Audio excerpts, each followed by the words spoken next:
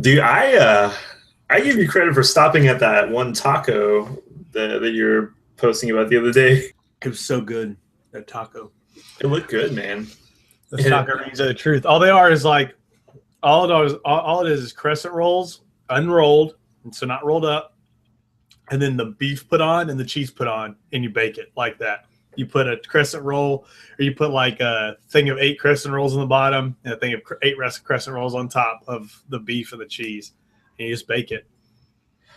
yeah, I mean that explains a lot because part of me is like, why is it called a ring when it's a square? Well, it's normally built. It's normally built into a ring.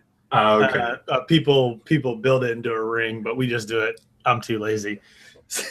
How do you manage that self-control? You're telling people like, watch out, being aware of like conscious decisions. If you would have ate a second one, you would have gone 690 calories over. But a lot of people are like, well, yeah, that'd be a nice idea as they eat the third taco ring. Hmm. I'm trying to think of like people who aren't like competing or anything. Like pre-tracking, I think is the easiest way to look at it for me. It's like, okay, I know that if I keep this deficit that I'm on, my calorie deficit, I can estimate that I'm going to lose X amount of weight. Right now for me, it's like, about 1.2 pounds a week, 1.2 to 1.1.5, something like that is right where I want to see a week fall off. And I know I need to maintain, that 350 calorie deficit for me to see that loss.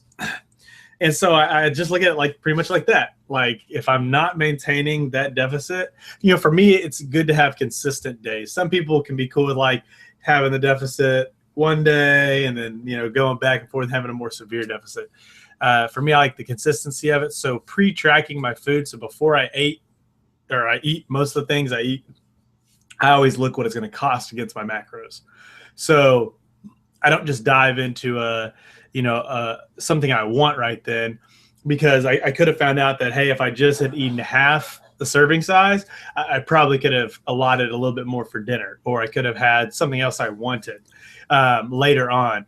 Where if I just dive into the whole serving size right now, it's like shorting me on something else that would have satisfied a craving or satisfied something. I might have to put that off to another day. Exactly, man. And that's what exactly I was going to say for people who don't get too into like the macros discipline. Yeah. I mean, my question for you is like, when did you eat that second taco ring, right? Probably the next day, or maybe even later in the day, right? So I think people who get really caught up in the pressures of dieting, it's like, oh, the temptation, and I don't know how to do this.